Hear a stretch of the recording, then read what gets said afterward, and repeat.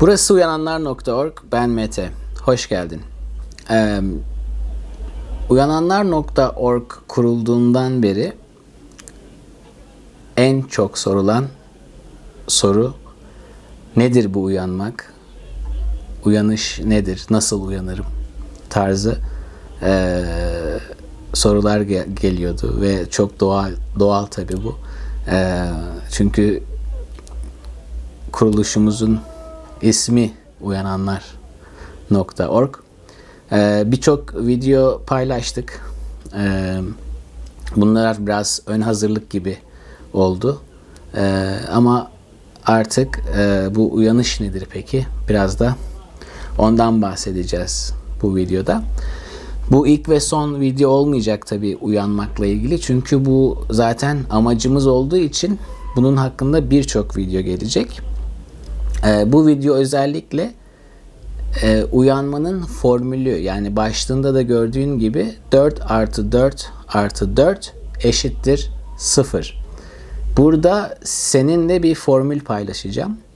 Bu formül benim kendimce uyguladığım ya da uygulamaya çalıştığım bir formül. Bir sonraki videoda, uyanış videosunda da biraz daha bunun detaylarına yavaş yavaş inmeye başlayacağız. Bu formülü verirken de daha çok ana başlıklar üzerinden gideceğiz. Öncelikle şunu söylemek istiyorum ki bu hazır bir yemek değil. Burada ben sana hazır bir yemek vermeyeceğim. Burada sana bir yemek tarifi vereceğim. Ve bu tarifi sen alıp uygulayacaksın. Çünkü bu yolda en önemli şey çaba ve emek göstermek. Gerçekten bunu istediğini ve yapmak istediğini göstermek. Bunu bana göstermek değil, kendine göstermek. Bu yemek tarifini aldıktan sonra deneyeceksin tabii. Ve bir sonraki videolarda da bu yemeğin tadından konuşmaya başlayacağız. Çünkü bu yemek kimi zaman tatlı, kimi zaman acı, kimi zaman tuzlu olacak yaptığında. Bunu deneyeceksin ta ki tadını gerçekten tutturana kadar. Ve emin ol ki tadını tutturduğunda, ustalaştığında bu yemek tadından yenmez bir lezzete dönecek. Ama o zamana kadar birçok kez pes etmek isteyeceksin, yapamıyorum diyeceksin, olmuyor galiba gibi şeyleri de çok duyacaksın.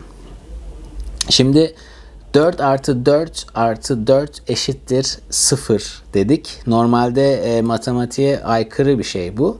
Bu başlığı koymamın sebebi şu. Uyanışın tarifini ben 3 gruba ayırdım. O yüzden 3 tane 4 var. Ve her bir 4 de o her bir grubun içinde bulunan 4 maddeyi temsil ediyor.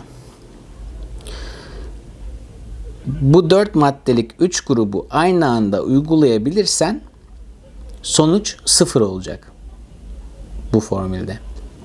Peki neden sonuç 0 olacak? Normalde 12 olması lazım. Şöyle 0 hiçliği temsil ediyor. Yani bunların hepsini aynı anda uygulayabilirsen hiçlik makamında olacaksın. Yani uyanmış olacaksın. Şu anda yapmaya çalıştığımız şey. 4 maddeden, herhangi bir gruptaki 4 maddeden birini uygulamadığında ya da ikisini ya da üçünü uygulayamadığında sonuç maalesef 0 olmayacak. 3 tane sonuç var. 0, 1 ve 2. 0'ı söyledik. 0 hiçlik makamı dedik. 2 ikilikten geliyor. Yani dualiteyi temsil ediyor. Burada ego var, iyi kötü var. Bu işte şu an zaten çoğumuzun bulunduğu sonuç. Birkaçını uygulayamadığında. Uygulayamadıkların ne kadar aza inerse sonuç 2 değil de 1 de çıkabilir. Sonuç 1 çıkarsa doğru yoldasın demektir. Bir bütünde bir olmayı ve her canlıda onu görmeyi temsil eder. Onun nurunu, aşkını görmeyi temsil eder. Ve sürekli huşu içindesindir. 0 ise noktadır. Her şey noktada başlamıştır ve noktada sonlanacaktır. Noktanın sırrını bilenlerden olmayı, uyananlardan olmayı nasip eder umarım Yaradan. Böyle de bir dileğim var. Şimdi 3 tane 4 maddeli grubumuz var dedik. Grup 1, madde 1. İdrakını ve vicdanını geliştirmek. Bunu birçok videomda tekrar söylüyorum. İdrakımızı geliştirmek, vicdanımızı geliştirmek diye. Bu çok önemli maddelerden biri. İdrakını nasıl geliştirirsin? Sorgulayarak. Her şeyi doğru bildiğin her şeyi sorgulayarak.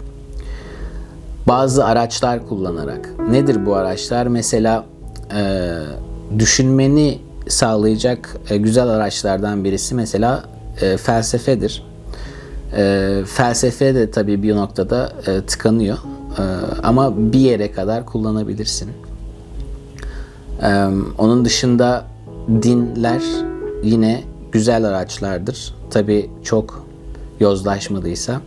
Dinleri de yine bir araç olarak idrakını geliştirmek için kullanabilirsin. Bilim idrakını geliştirmek için mükemmel bir araçtır. Aynı felsefe, din ve gibi bilim de maalesef yine bir yerde tıkanıyor kalıyor.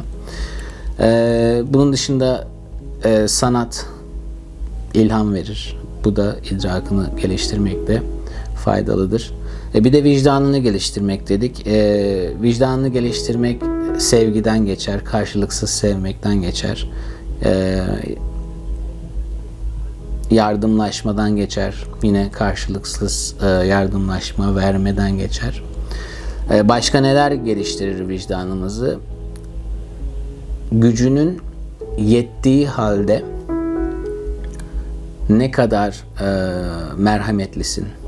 Yani bir şeye zarar vermeye gücün olduğu halde ne kadar merhametlisin ona karşı bir kötülük yapmamakla ilgili.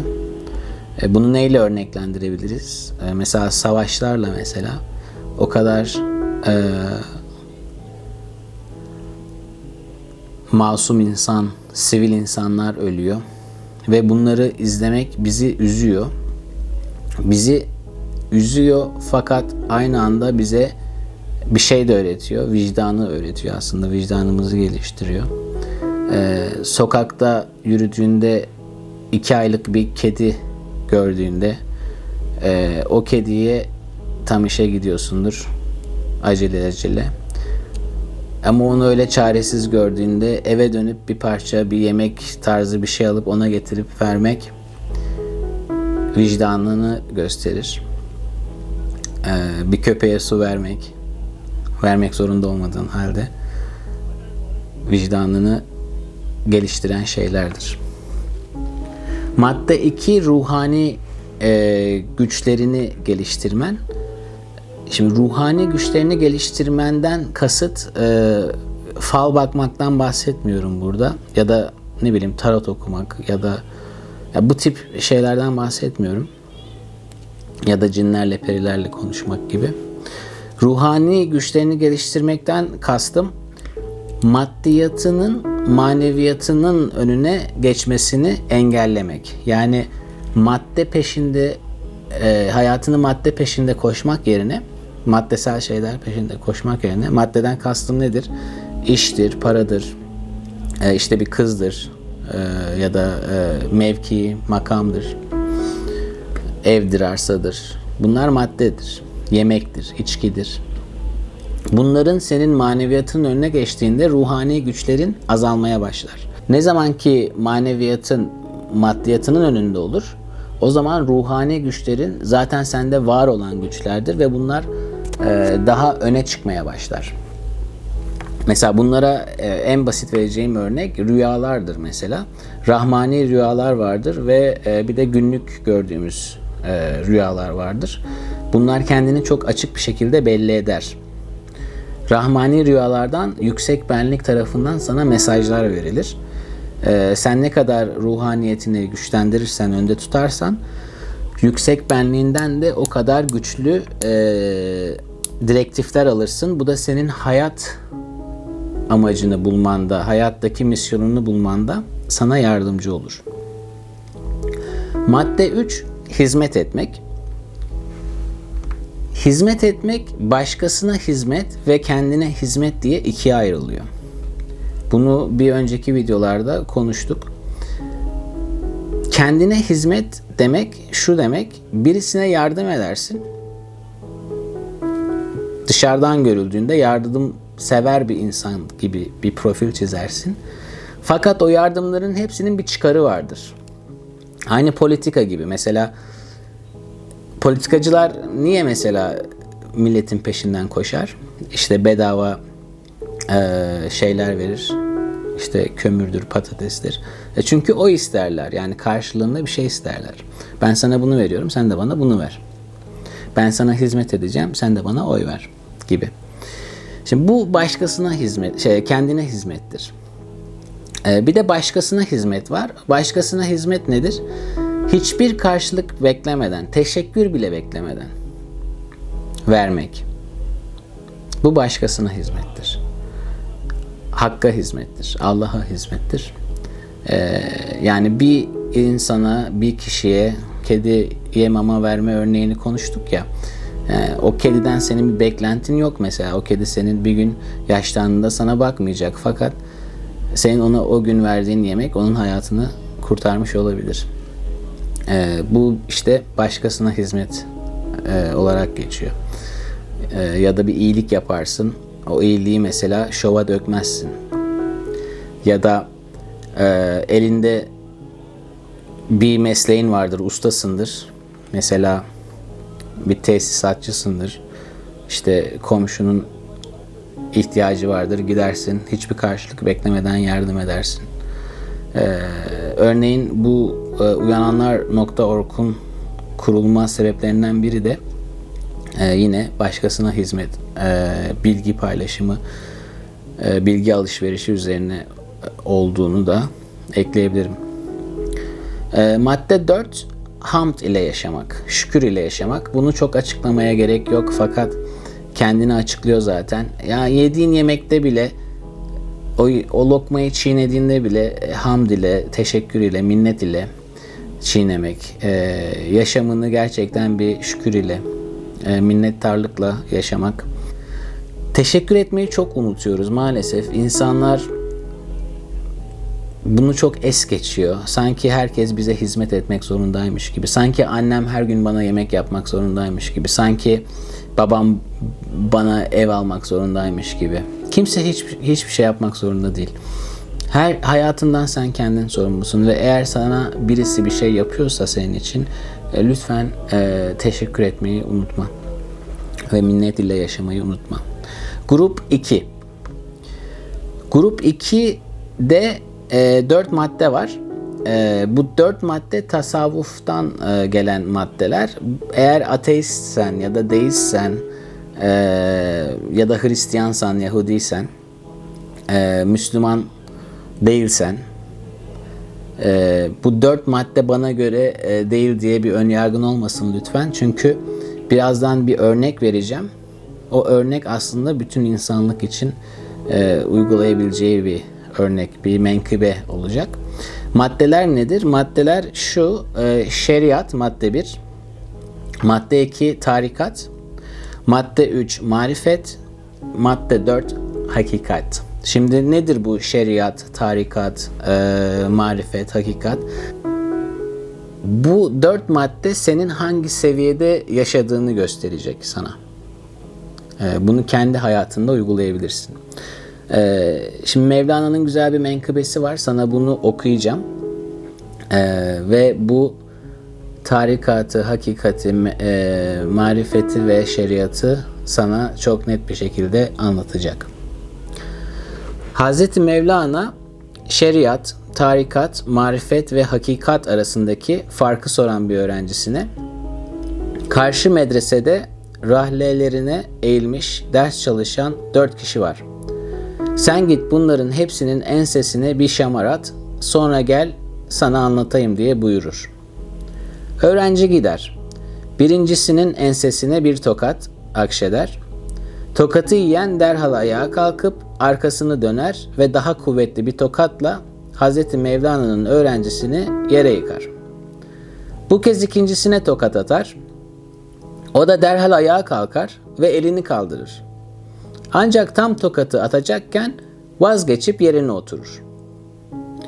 Üçüncü tokatı yiyince şöyle bir kafasını çevirip baktıktan sonra çalışmasına devam eder. Dördüncü ise tokatı yemesine rağmen hiç oralı bile olmaz. Bunun üzerine öğrenci durumu Mevlana Hazretlerine anlatır. Mevlana Hazretleri şöyle buyurur. Birincisi şeriat kapısını geçememiş biriydi. Şeriatta kıssasa kıssas olduğu için tokatı yiyince kalktı, aynısını sana iade etti. İkinci tarikat kapısındadır. Tokatı yiyince tam iade edecekti ki tarikat öğretisinde verdiği söz aklına geldi. Sana kötülük yapana bile iyilik yap. Onun için döndü, oturdu. Üçüncüsü marifet kapısına kadar gelmişti. İyinin ve kötünün tek Yaradan'dan geldiğini bildiği için Yaradan bu kötülüğü hangi iblise alet etti diye merakından şöyle bir dönüp baktı. Dördüncü hakikat kapısını geçmişti. İyinin ve kötünün tek sahibi olduğunu ve aynı olduğunu bildiği için dönüp bakmadı bile. Harika bir menkıbe değil mi? Yani tam olarak hayatına dön bir bak ve hangi mertebedesin? Şeriatta mısın? Tarikatta mısın? Marifette misin? Hakikatte misin? Bir karşılaştır bakalım. Mesela en son sana birisi kötülük yaptığında, en son sana birisi tokat attığında sen nasıl bir tepki verdin? Sen de ona tokat attın mı? Ya da sen elini kaldırıp indirdin mi? Ya da hiç oralı bile olmadın mı? Hani bunun nereden geldiğini, hani başına bir bela geldi mesela. İnanılmaz güzel bir menkıbe ve bu 4 maddelik ikinci grubu çok güzel anlattığına inanıyorum. Üçüncü grup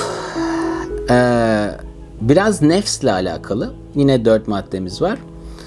Burada biraz nefse nasıl dikkat etmemiz gerekiyor? Biraz Hünkar Hacı Bektaşi Veli'nin eline beline diline hakim ol sözünden, biraz Zerdüşt peygamberin iyi düşün, iyi konuş, iyi işler yap sözünden yola çıkarak 4 madde var. Birincisi kalp, ikincisi dil, üçüncüsü uyku, dördüncüsü mide.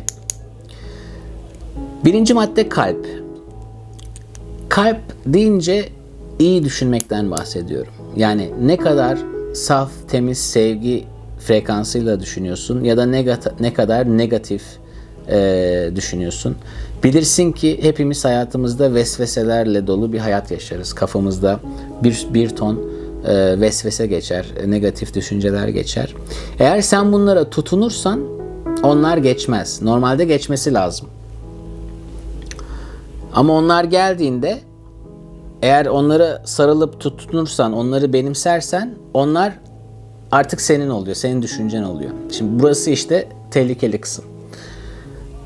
Eğer burada ne kadar kendini, kalpte ne kadar kendini saf tutabilirsen o kadar güzel. Şimdi neden tehlikeli? Eğer onlara tutunursan ve o negatif düşünceleri kendi düşüncen gibi sahiplenirsen bunları manifest ediyorsun ve bu dile vuruyor. İkinci maddeye. Dilde ne oluyor peki? Dil büyü gibi düşün. Ağzından çıkan kelimeler bir sihir gibidir. Kalbine gelen kötü bir niyet eğer dile vurulursa ne oluyor? Bedduaya dönüşüyor mesela. Bu sefer ne oluyor? Günaha girmiş oluyorsun. Ya da kendine karmik yeni bir döngü yaratıyorsun. Yani kötü bir enerji dışarı yolladın. O belki bulacak o beddua ettiğin kişiyi ama karmik döngüde o yine dönüp yine gelip sana dokunacak. Madde 1 ve 2 böyle. kalp ve dil. O yüzden iyi düşün, iyi konuş. Madde 3 ise uyku. Uyku biraz tembellikten geliyor. Hani ne kadar çok uyku halindeysen o kadar tembelsindir ve uyanmaktan bir o kadar uzaksındır. Uykudan kastım yatakta gece uyumak değil, daha çok gününü nasıl geçiriyorsun, idrakını, vicdanını geliştirmen için ne kadar çaba gösteriyorsun, ne kadar hayırlı işler yapıyorsun, ne kadar iyi işler yapıyorsun. Kastım burada bu. Bu nedenle uyku halinde olmamaya çalış. Yani uyanmaktan kastımız bu. Biz gerçekten uyananlar.org'da konuşurken bir önceki videomuzda şey diyorum ya, hani biz uyandık hadi gel ben de seni uyandırım olayı değil bu. Birlikte uyanışa gidelim. Amacımız bu. Birlikte, bütünde bir olmak. Evet, madde 4 mide. Mide yine nefsle alakalı. Bununla ilgili oruçlar var biliyorsunuz. Çok yemek yemek ya da ne yediğine dikkat etmemek senin uyanışına engel olacak şeylerden biri. Çünkü ne yersen o oluyorsun ve ne kadar çok yersen, nefsini ne kadar çok verirsen vücudun o kadar ağırlaşacak, hastalıklara yol açacak ve vücut kendiyle ilgili problemini çözmeye çalışırken senin ruhaniyetine, maneviyatına yanaşmana engel olacak. Bir mistiğin beslenme çantası adlı bir video yapmıştım. Vaktin olursa onu da izlersin. Orada da güzel şeyler anlatıyor mide ile ilgili. Hz. Muhammed Efendimiz de buyurmuş ki mümin günde 1 kere, insan 2 kere, hayvan 3 kere yermiş. O nedenle çok yük yüklememek lazım vücuda da. Dikkat etmek lazım. Toparlamak gerekirse formül bu. Bu tabi benim uyguladığım bir formül. İlerleyen vakitlerde idrakım, anlayışım geçtikçe bu formülü geliştirebilir. Tekrar konuşabiliriz. Bu formülü uygularsan lütfen bana geri bildirim ver. Nasıl gidiyor diye. Birçoğunuzla zaten konuşuyorum zaten, böyle fikir alışverişi yapıyoruz. Genelde Instagram'da oluyor bu. O yüzden geri bildirim ver lütfen. Eksik, fazla, işe yarıyor, yaramıyor tarzı bilmek güzel oluyor benim için de. Ben de bu yolun yolcusuyum. Sonuçta bu yolu birlikte yürüyoruz. Uyanışa birlikte yürüyoruz. Ben sana anlatıyorum. Sen bana anlatıyorsun. Instagram'da, YouTube'da yazdığın yorumlarla fikir alışverişi yapıyoruz. Birbirimize ışık olmaya çalışıyoruz. Yolun açık olsun. Işığın ışığım olsun. Sevgiyle kal. Bir sonraki videoda görüşmek üzere. Hoşça kal.